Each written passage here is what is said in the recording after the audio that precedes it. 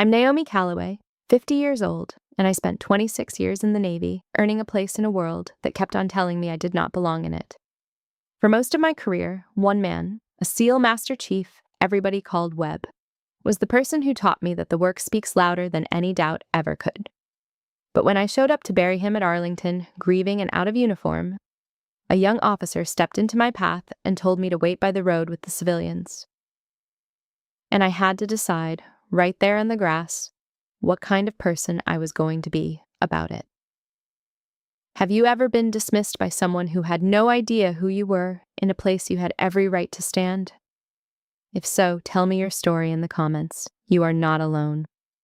Before I get into what happened, let me know where you are tuning in from. And if you have ever had to stand up for yourself after being underestimated, hit that like button and subscribe. The morning I buried Webb, I sat in a rented car outside the cemetery for 11 minutes before I could make my hands open the door. There was a folded program on the passenger seat with his name printed across the front, Silas Webb, and the dates that turn a whole life into a single dash. I had flown the red-eye in from the coast, and I was wearing a plain gray overcoat over plain gray clothes. Nothing on me that said who I was or what I had spent 26 years becoming. I wanted it that way. I wanted to walk in as the person he first met, not the person he helped me grow into. Because the truth is that I did not always belong in the world that was about to lower him into the ground with rifles and a bugle. I had to be let in. And the man who let me in was the one in the casket. Go back to 1999. I was 23 years old, a brand new Navy explosive ordnance disposal officer, and I had just been loaned to a naval special warfare platoon for a workup that not one of them wanted me on. I was the only woman in the building most days.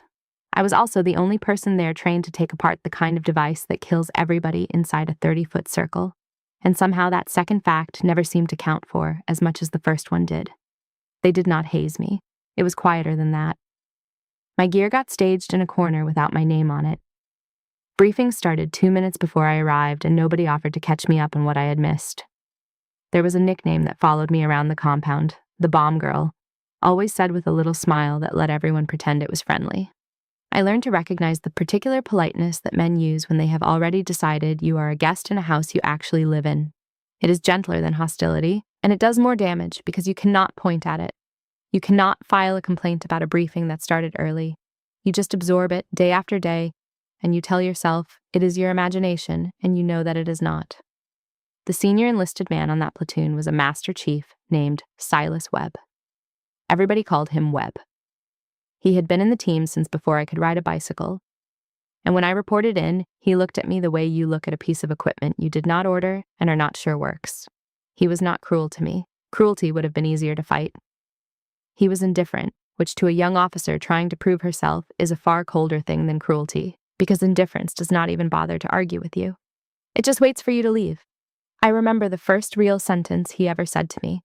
We were on a range, and I had corrected one of his operators on the way he was handling a charge, a correction that was completely right and would have mattered if it went wrong. The man had looked at Webb instead of at me, the way they all did, waiting to see if my correction counted. Webb spat to the side and said it plain, loud enough for the operator to hear it too. Out here, nobody salutes a clipboard, he told me. I do not care about your commission. I do not care where you finished in your school. You are what you can do when it goes loud, and nothing else, and that goes for every man on this range too. Show me that, and I will learn your name. Until then, you are just one more voice telling my people to be careful, and they have got mothers for that. I could have hated him for it. A lot of young officers would have, and a lot of them would have been right to.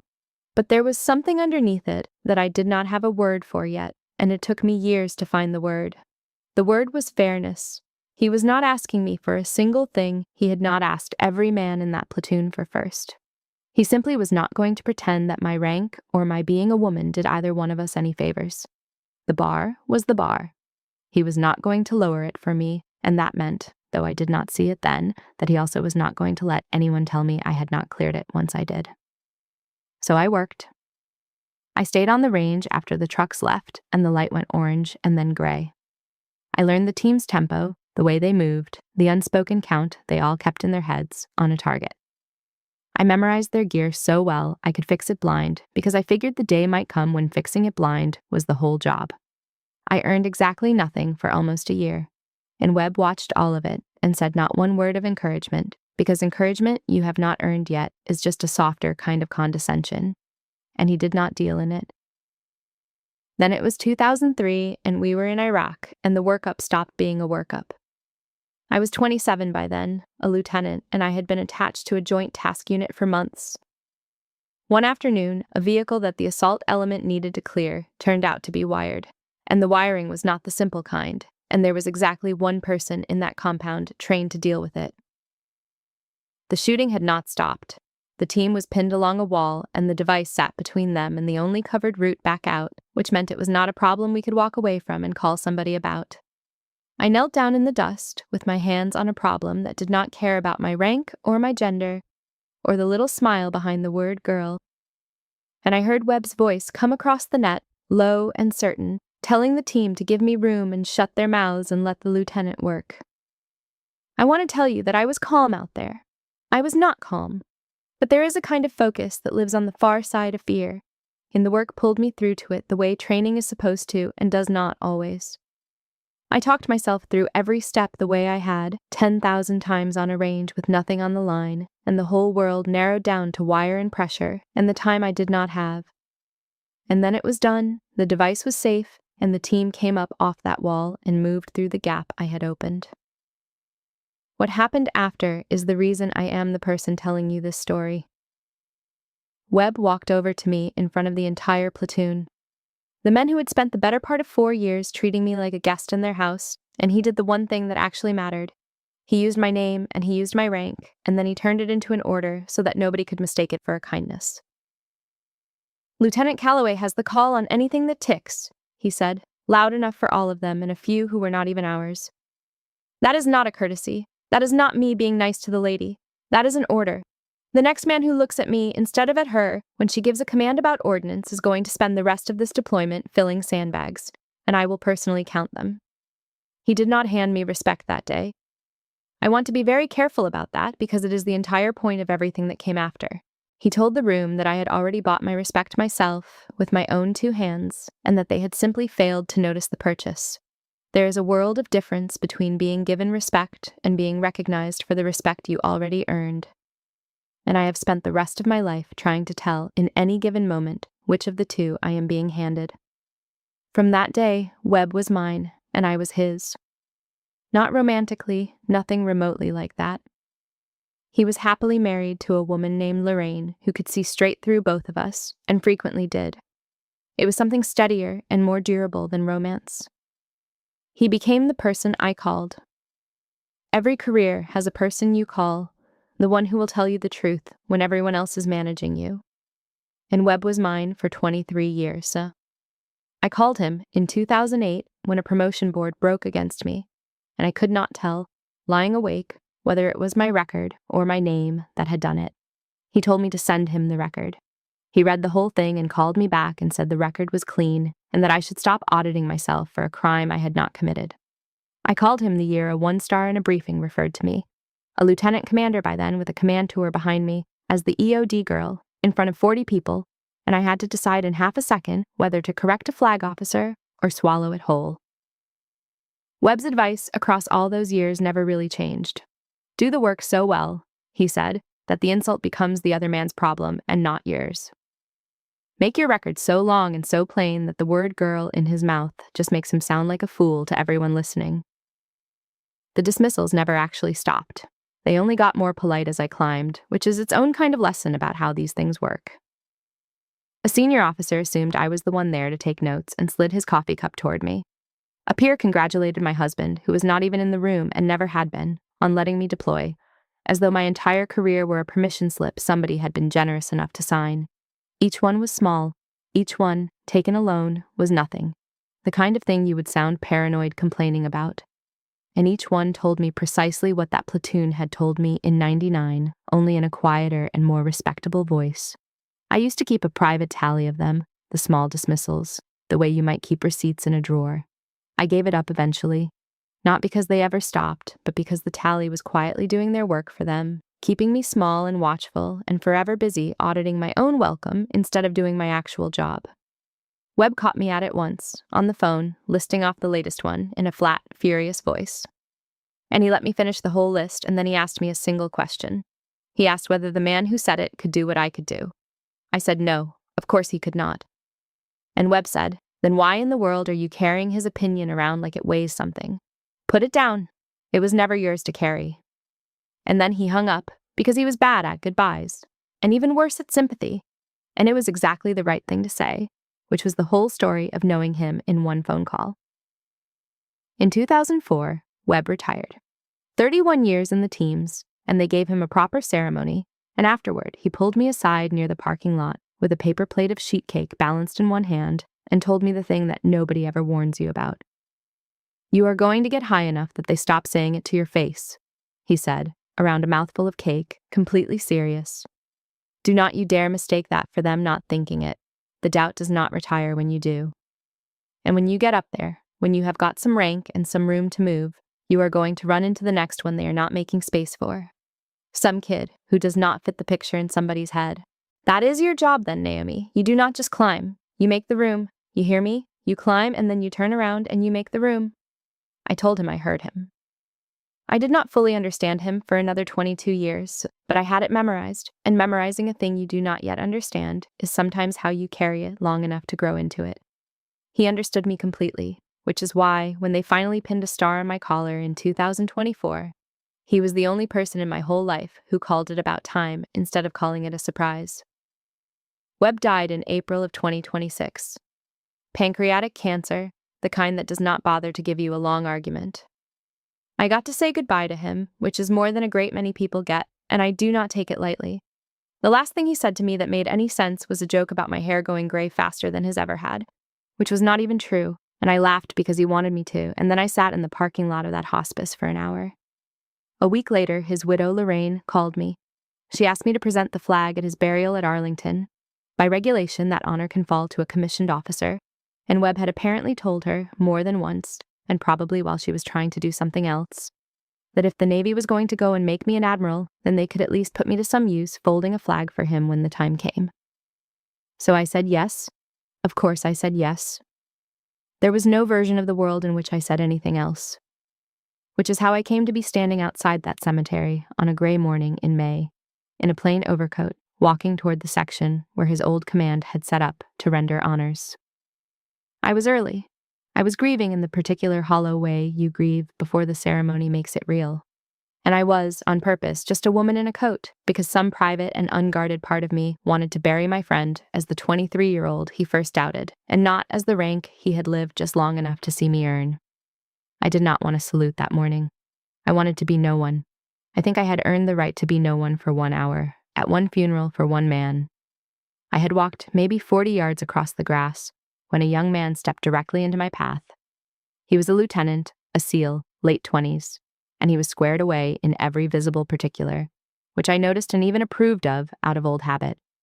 He was also completely certain and completely wrong, which is a dangerous combination at any rank.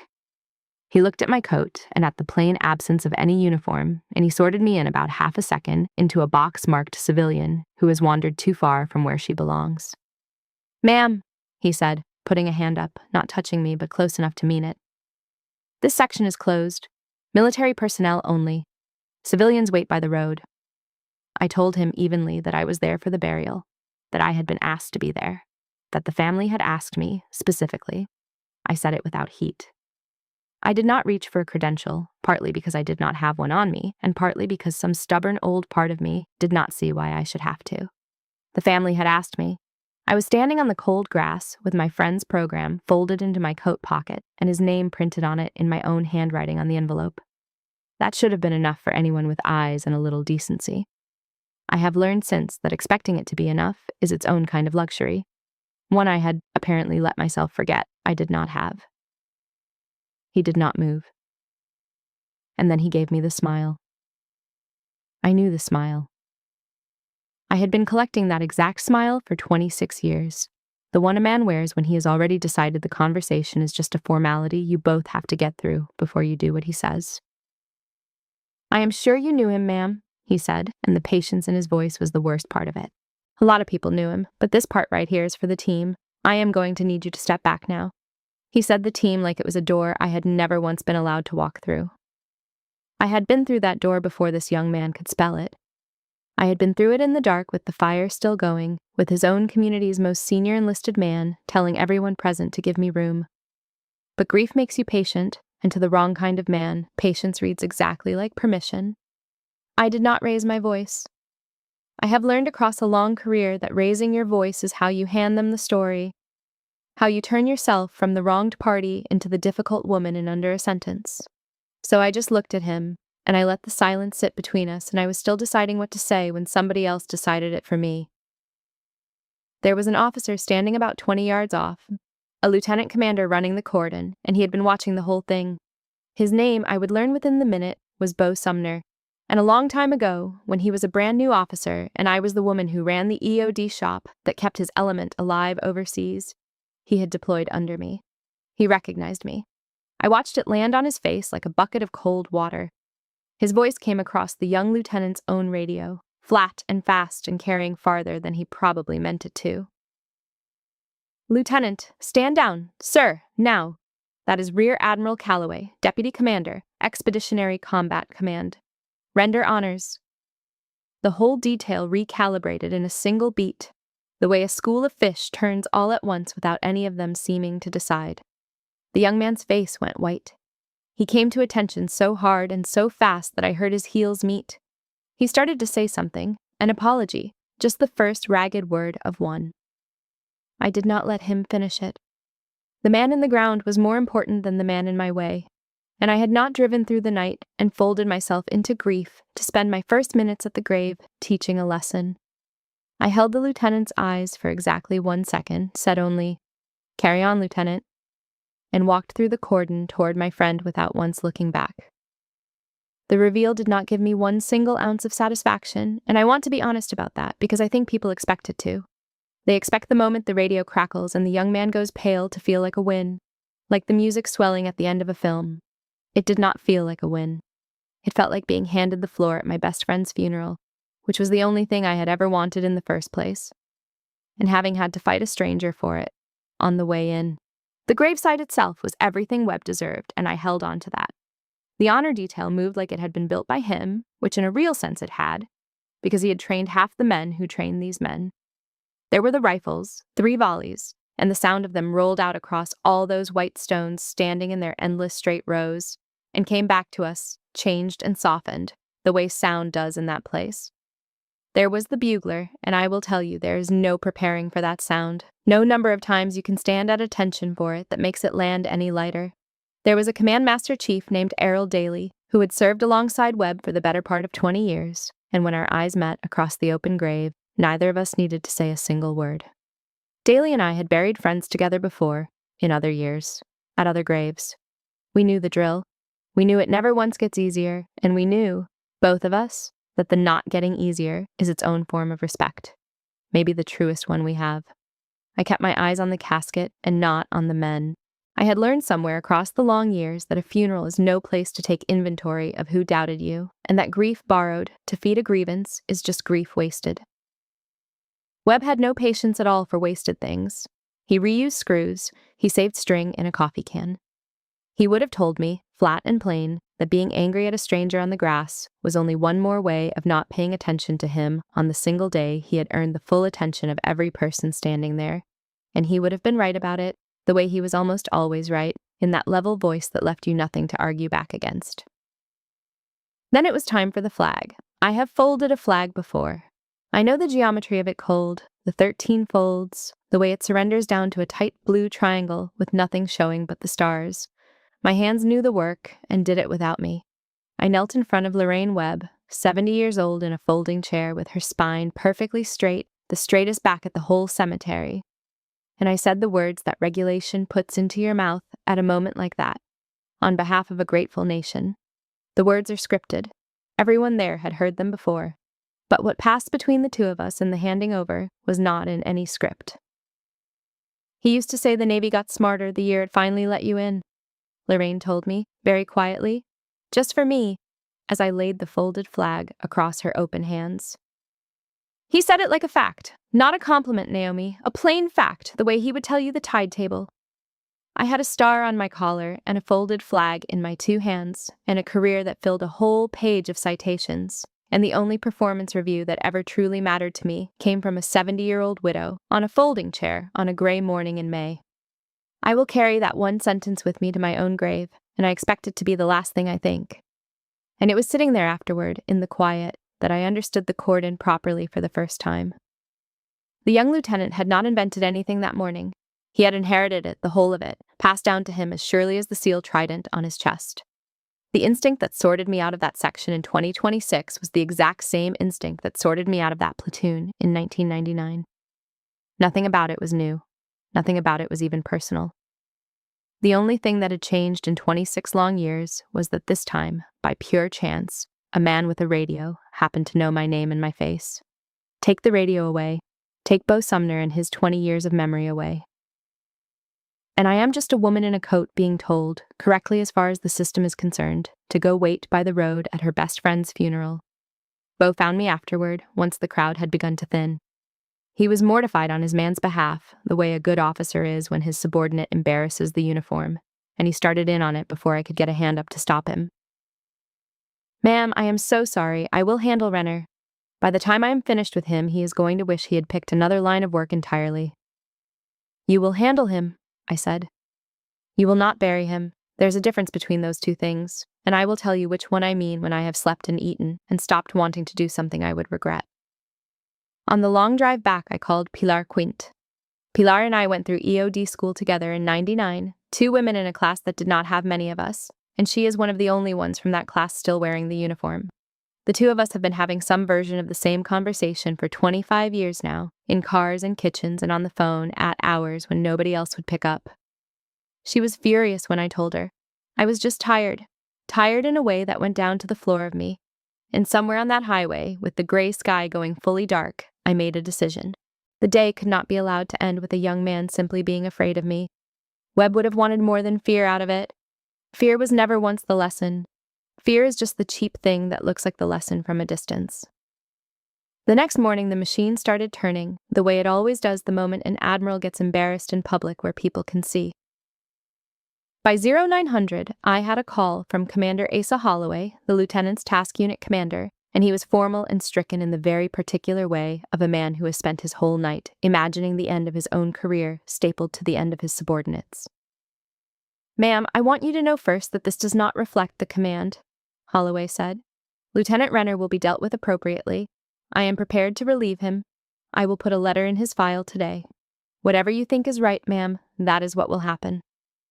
"Appropriately," I said. Everybody keeps reaching for that word like the 2 of us already agree on what it means. There was a silence on the line, a long one. He had fully expected me to want blood, and I think he had a relief for cause letter half-drafted on his screen already, ready to make the entire embarrassment disappear in the cleanest and hardest way the system allows. And I understood the appeal of it.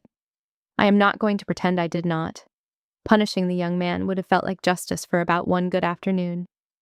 But I have lived a long time now inside the gap between what feels like justice and what actually changes anything in the world, and I knew exactly how that afternoon ends if I let it run. Renner gets his letter, his career stalls, or it stops outright, and he spends the rest of his life telling the story, at bars and at reunions, and to every young officer who will listen, as the day he got railroaded by a woman with a star who came in looking for a reason to end him. I would become the villain of his story. I would become his lifelong grievance. And I did not want to be his grievance. I had spent too many years being other people's footnote and inconvenience to volunteer to be his. I wanted to be his education instead, which is a harder thing to be and takes a great deal longer. So I told Holloway what I actually wanted, and it surprised him so thoroughly that he made me say the whole thing twice. I did not want Renner relieved. I wanted him assigned to me, to my own staff, for a structured rotation with a real syllabus and real expectations. And I wanted the cordon incident written up, with every name stripped out of it and folded into the command's professional development. Because a lesson that nobody's permitted to name out loud is a lesson that nobody ever actually learns. It just becomes a rumor that makes everyone quietly more careful and not one bit better. It was not the easy choice and it was not the popular one, and I knew that going in. Pilar told me flat out that I was being too soft, that men like that only ever understand a door slammed in the face. A couple of people on my own staff clearly believed I was letting the entire institution off the hook one more time, swallowing one more insult and dressing the swallow up as grace. And honestly, in the small hours, a part of me wondered exactly the same thing. I wondered whether mercy handed down from the top just quietly teaches the next Renner, and the one after him, that there is no real cost to looking at a woman and seeing absolutely nothing. I sat with that doubt. I did not pretend it away or talk myself out of it cheaply. But I kept coming back to a hard old master chief on a range in '99 who could have written me off in a single afternoon and chose instead to make me prove it, and then, when I proved it, to turn around and tell the whole room out loud that I had. He spent something on me that he did not have to spend. Nobody was making him do it. The very least I could do with the lesson he handed me was spend it forward, once, on somebody who had not earned it yet and did not expect it. When a senior officer suggested to me, gently, over coffee, that the simplest and cleanest thing would be to just let the whole incident quietly go away, to protect everyone involved, including me, I said no. I said it plainly. Erasing it only protects the comfort of the people who already have a seat at the table. The lesson only works if it is named out loud in the light with people in the room. I held that line, and holding it cost me more than silence ever would have. And I held it anyway, because Webb held lines that cost him and never once mentioned the price. I thought a great deal that week about the word soft and about who exactly gets called it. Nobody had ever once called Webb soft for betting on me back in '99. When a man extends a hand to pull somebody up, we call it leadership, we call it mentorship. We name buildings and scholarships after him for it. When a woman extends the very same hand, somebody in a meeting leans back and calls it soft, and means it as a warning to her and to everyone listening. I had spent my whole career being handed that one small word, like a leash, and I decided, somewhere in the small, ugly hours of that week, that I was finally too old and too senior, and frankly too tired to keep wearing it for anyone's comfort. Let them call it soft. I would call it Webb. Renner came to my office that week, braced for his own execution. You could see it in how he stood. I did not yell at him. I asked him exactly one question, and it was not the question he had spent the week preparing answers for. When you looked at me at that cordon, I said, before the radio, before any of the rest of it, what did you actually see? Tell me the truth, Lieutenant. I will know if you dress it up. He swallowed hard, and to his lasting credit, he did not lie to me. I saw someone who didn't fit, ma'am. Now, I said, and I leaned back. Now we are finally getting somewhere. The mentorship started off badly, which is honestly the only way that kind of thing ever starts, if it is real. Renner was correct in every single particular and closed off in every way that actually counted. He stood when I entered a room. He said ma'am at the front and the back of every sentence, like bookends, like punctuation. He treated the rotation as a sentence to be served, a punishment somebody had dressed up in the language of opportunity, and he was simply waiting, patiently, professionally, for it to be over so he could go back to his real life. I did not soften it for him. Webb had never once softened anything for me, and softening it now would have told Renner that the whole thing was theater, a box to be checked, and he would have been right to believe it. So instead, I put him exactly where it would do the most work on him. I put him next to the EOD techs and the support sailors he had spent his entire career not thinking about, for even a second, the people who keep operators like him alive and breathing, and who never, not once, get a door held open for them. I had him stand in the back of a shop, run by a chief who could take apart a problem Renner could not even correctly name, and I let the gap between what he assumed walking in and what he actually saw do the slow, quiet work that no speech of mine ever could. Meanwhile, the story got loose, the way stories always do. There were versions of the cordon everywhere within a month, traveling faster than the truth ever does. In some of them, I was the hero who put a cocky kid firmly in his place. In others, I was a thin-skinned woman who pulled rank over an honest misunderstanding and ended a young officer's good day for the crime of doing his job. I could not control which version a given person chose to believe, and I had to learn to live inside that uncertainty the very same way I had learned to live inside being underestimated for my whole career, which is to say by doing the work and letting the work be the answer instead of my own voice. A voice can be argued with. A record, a long enough record, mostly cannot. The crack in Renner's armor, when it finally came, did not come from anything I said to him, I had stopped expecting it to. It came from watching. There was a chief in that EOD shop, a woman, maybe a few years older than Renner, and one afternoon she did something with a stubborn piece of a problem that was quietly, genuinely extraordinary. The kind of thing only another professional in the room can fully see and appreciate. I happened to be there. I watched it land on Renner the same way the device in Iraq had once landed on Webb, all those years ago. Something in his certainty came loose at the hinge. He started asking real questions after that, the kind of questions you only ever ask once you have stopped assuming you already know the answers. The change in him was not a speech, and it was not a moment. It was a man slowly learning how to be quiet in an entirely new way.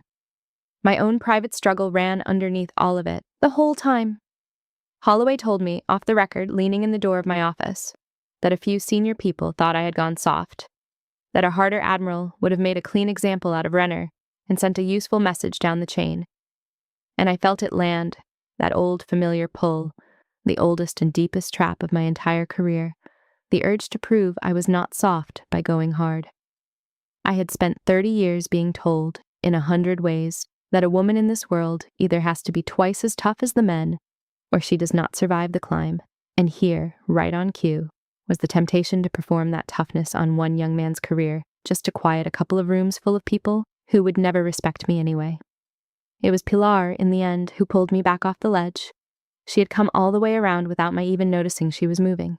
"You are not letting him off," she told me on the phone, late one night, both of us too tired to pretend. "I had it completely wrong before, and I am telling you now I had it wrong. You are making him carry this thing the rest of his entire life. That is heavier than any letter you could ever put in his file. A letter he could resent. A letter makes him the victim, and you the villain, and lets him off the only hook that matters. This he actually has to live with. You did the heavier thing, Naomi. Do not let anybody tell you it was the soft one." I wrote down what she said on a card that night, and I kept it in the top drawer of my desk, because the truth has to be repeated back to you sometimes by somebody standing outside your own head before you will let yourself believe it. Pilar had earned the right to say it to me.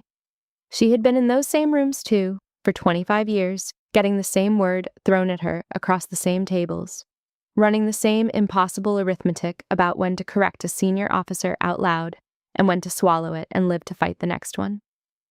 If she told me I had done the heavier thing and not the weaker one, then I had, and I let myself, for one single evening, stop putting my own decision back on trial. And through all of it, every single week of it, I kept reaching for the phone to call the one person who would have told me, plainly and without flattery, whether I was getting any of it right. And he was not there. I would get halfway to dialing a number that does not ring anymore before the fact of it caught up with me again. The grief and the decision braided themselves together so tightly that some days I genuinely could not tell the two of them apart, and somewhere in the middle of that long month, I finally understood that the mentorship was, in part, just the way I had found to keep talking to Webb. The thing about earning your way back is that it cannot ever be granted to you. It can only be done by you with your own hands over time. I had learned that truth from the receiving end of it back in '99, kneeling in the dust, and now I got to watch the whole thing again from the other side, which is a strange and humbling place to stand. Renner did something I had not asked him to do, and did not know about until later. On his own time, with nobody assigning it and nobody but a duty log to ever notice, he went down to the EOD detachment and asked if he could learn what they actually did down there. Not for a qualification, not for a line on his record or a bullet on an evaluation, just to know, just to close the gap. It was a small thing in the scheme of a career. It was also the exact thing, almost down to the gesture, that Webb had once stood at a distance and watched me do 27 years before, staying on the range after the trucks left and the light died. I noticed Renner doing it, and I did precisely what Webb did. I said nothing at all, because the entire point of the gesture is that you do it whether or not anybody is keeping score, and saying something would have turned it back into a performance for my benefit. The conversation the two of us had not been able to have, we finally had. He came to apologize again, and this time it was not the apology of a man embarrassed in front of an admiral scrambling to save himself. It was something harder and more useful and more costly to say out loud. "I keep coming back to the fact that you were burying someone," he said. He could not quite look at me while he said it. Somebody who mattered to you more than I will probably ever understand. And I made you stand there on the grass and prove to me that you were even allowed to grieve him. I think about that one a lot. I do not think I am ever going to fully forgive myself for that one, ma'am, and I am not sure I should. Good, I told him. Carry that, but you hear me clearly now. Do not carry it instead of changing. I have known men who collect their guilt like it was a rack of medals, who polish it and show it off and never move one single inch because the guilt itself starts to feel like the penance. That is just vanity wearing a sad face. You carry it and you change, both at the very same time, or else the carrying is worth nothing to anyone, least of all to you. I was clear with him about what this was and what it was not, because clarity was the only honest gift I had to give him. It was not friendship, it was not absolution, and I was not in the business of handing out absolution anyway. I was not giving him back a clean record and a warm feeling to go with it. What I was giving him was a standard. He had access to my judgment and my time and my hard-won experience for exactly as long as he kept doing the work, and the day he stopped doing the work, the door would close and it would not reopen for charm or for apology. I knew precisely where that line sat, down to the inch, because I had spent a lifetime watching people decide far too quickly that I had or had not earned my place at the table, and I had promised myself a long time ago that if I ever got the chance, I would not be careless with another human being's place the way so many had been careless with mine. Then I did the wider thing, the thing that was never really about Renner at all. I took the Corden incident, every name stripped clean out of it, and I built it into a professional development session for the whole command. I stood up in front of a room full of operators, men who could do genuinely extraordinary and dangerous things, and I did not lecture them, because lecturing closes ears faster than anything else I know. Instead, I told them a story. I told them about a hard old master chief who, a long time ago, decided that a bomb girl nobody in the building wanted was worth betting on, and who turned around and told an entire platoon out loud on the day she proved him right that they had been wrong about her the whole time. And then I asked them one single question, and I let it sit there in the silence and do its work. Who are you not making room for? Look around your own shop. Who have you already quietly sorted out of the section without ever once saying it out loud? It was Webb's lesson, told in Webb's own spirit, in a room he would have absolutely owned if he had still been alive to stand in it.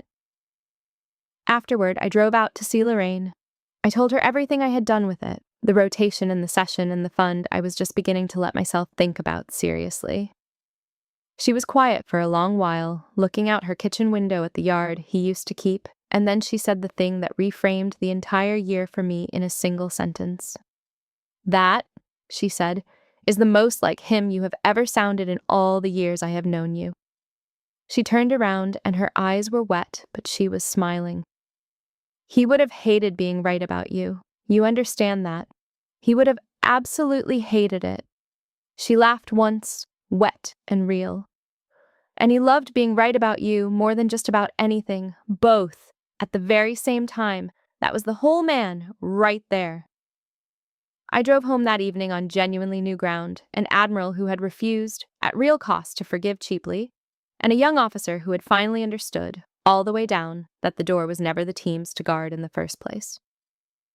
I am not a person who believes in tidy endings, and I am not going to pretend the next part of this arrived all at once, in a single clean moment with the light coming through a window, just so.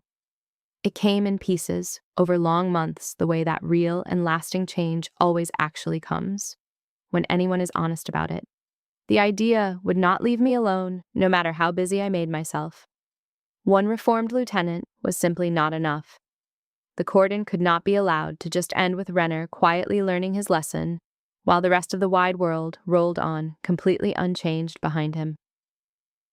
There were too many sailors getting sorted out of the section before they ever once got the chance to earn their way into it. The very same way I almost was. The very same way somebody is right this minute, tonight, in some building you and I will never see and never hear about. So I started building something real, a mentorship fund in Webb's name, aimed squarely at the women and at the overlooked sailors entering the EOD and Special Operations pipeline, the ones who show up not quite fitting the picture in somebody's head and get gently, politely, deniably waved off toward the road. Standing up a fund is not a movie, and I want to be clear about that so nobody romanticizes it. There is no swelling music. It is paperwork and signatures in triplicate, and skeptics with reasonable sounding objections, and budget meetings that go nowhere, and people who agree with you completely in principle, and then find a perfectly good reason to say, "Not yet, not this year, maybe next." I worked it the exact way I have worked every hard thing in my life, which is to say, by simply, stubbornly outlasting the doubt in the room. And for once in the whole long arc of my career, I got to use the star on my collar not to be believed myself, not to win an argument, but to hold doors open for people who were never going to have a star of their own to open anything with. That turned out to be the only part of the rank I had ever actually wanted, and it took me until 50 to find it. There were nights I wanted to quit the whole thing, and I will be honest with you about that, because I do not trust the version of the story where it was easy. A particular budget meeting, a particular skeptical, aside from a man who would never in 100 lifetimes need a fund like this one. And I would drive home in the dark, convinced the whole project was a vanity, a way of grieving out loud where people could see me do it, a monument to myself dressed up in the language of kindness to strangers. And then I would remember the young woman I had not yet even met, the one the fund was actually for, the one kneeling in some dust of her own, right at that moment, while a room full of people decided whether she counted for anything. And I would get up the next morning and go back to the paperwork. That is mostly all that resolve actually is, on the ordinary days. Getting up and going back to the paperwork and not letting the skeptics narrate your life for you. Renner's own trajectory came slowly into focus, though it did not conclude, because people are not stories, and they do not conclude. He was up for a new assignment, he came to me about it, and he did not ask me for a recommendation. He asked me for something better and a great deal harder. He asked me to tell him honestly whether I thought he had actually changed all the way through, or whether he had only gotten good at performing the change in front of the people who could affect his future. The simple fact that he could even form the question was most of the answer to it, and I knew that the second the words left his mouth. But I did not tell him so, not yet. Some lessons a person has to be allowed to sit inside of, uncomfortable, for a good while, before you hand them the answer and let them off the hook. Then a letter came, handwritten on actual paper, which almost nobody under 40 does anymore. I knew his handwriting by then, after a year of logs and notes and signed assignments. I did not open it right away. I set it on the shelf in my study, in the spot right next to where Webb's folded flag was going to live. And for a few days the two of them sat there together in the quiet, the dead man who had taught me everything, and the living one I had tried my best to teach, about to finally meet each other on a shelf in my own house. And I took stock, the way you do when you can feel a whole season of your life quietly closing behind you. The funeral, the cordon on the grass, the fund and its endless meetings, the grief, which had not lifted so much as it had changed its shape over the months, the way grief does if you let it, going from a heavy thing standing on your chest in the dark to a quieter thing simply sitting in the room with you. I asked myself the only question that I have ever found actually matters in the end. And it was not whether I had won, because I have never much cared about winning, and I am too old to start. The question was whether I had managed to become, for somebody, even one somebody, what Webb had been for me. Here's the part where I finally get to exhale, and where I hope, wherever you are, that you let yourself exhale too. The fund's first class was small, and I would not have had it any other way. A handful of sailors right at the very start of the pipeline, supported through a hard stretch that absolutely would have sorted some of them out a year or two earlier, before any of this. There was a young woman among them, and I am not going to pretend to you that I did not see my whole self in her the moment I met her. 23 and underestimated, and quietly twice as good as anyone around her had yet bothered to notice. At the small ceremony we held for them, nothing fancy, folding chairs in a plain room, I watched a chief stand up and use that young woman's name and her rank out loud in front of everyone, plainly and without ceremony, the exact same way Webb once used mine in the dust and the noise in Iraq. And the circle I had been walking the whole circumference of for 27 years, finally, quietly closed. No rifles this time, no bugle. Just a chief saying a young sailor's name out loud, like it counted for something, because it did. Renner landed well. I can tell you that much without making it sound louder or grander than it actually deserves to sound. He is doing the work steadily, and from everything I hear, he is the kind of officer now who holds the doors he used to stand guard in front of, who notices the one person getting quietly waved off toward the road and walks over to them instead of walking away. I read his letter, finally, after it had sat on the shelf for a few days. I am not going to give you all of it, because some of it was his, and it was not mine to hand around to strangers. But there is one line out of it that I have kept, and that I will keep. He wrote that he used to believe the uniform was the thing that let a person in, that it was the password and the key, and that I had taught him the uniform is just cloth in the end, that the thing which actually lets you in is the work, and that the only job worth having once you're finally inside is making good and sure that the door stays open behind you for the next one. He learned that from me. I learned it from Webb. And Webb, I have no doubt at all, learned it from somebody whose name I will never know, on some range or some heaving deck, a long, long time before I was ever born. That is how it actually moves through the world, the only way it ever has, not in speeches and not in policies. Hand to hand, one stubborn person at a time, deciding to make the room. I think about that chain a great deal now, the long invisible line of it, running back through Webb and forward through Renner and out past the both of them to people that neither of us will ever live to meet. None of us is the start of it. None of us is the end. We are each just a single link holding for as long as our own turn happens to last. And the only question that has ever really mattered is whether the link holds or whether it snaps under the weight of somebody's doubt at the wrong moment. Webb's held. He spent his entire life making sure that his held. And the most I could ever hope for anybody to say of me when there is a folded flag of my own sitting on somebody else's shelf one day is that mine held too. I put Webb's flag on the shelf at last, the tight blue triangle with nothing showing on it but the stars. And I said to it, out loud in the empty room, the thing I could not say at the graveside, with the regulation words sitting in my mouth. I told him that he had taught me the only thing about rank that was ever worth knowing, which is that it was never meant to be a wall for keeping people out. That it was always, only, meant to be a tool for making room. Lorraine comes to dinner now, sometimes, and Pilar too, the two women in my life who knew the whole of this story from the very start to the very end. We laugh far more than you would probably expect, given everything. The grief still has its own chair pulled up at the table. I will not lie to you about that, but it sits down with us now like an old relative instead of standing on my chest in the dark. And there is a strange and unlooked-for grace in that, in learning how to let it stay at the table without letting it run the whole evening.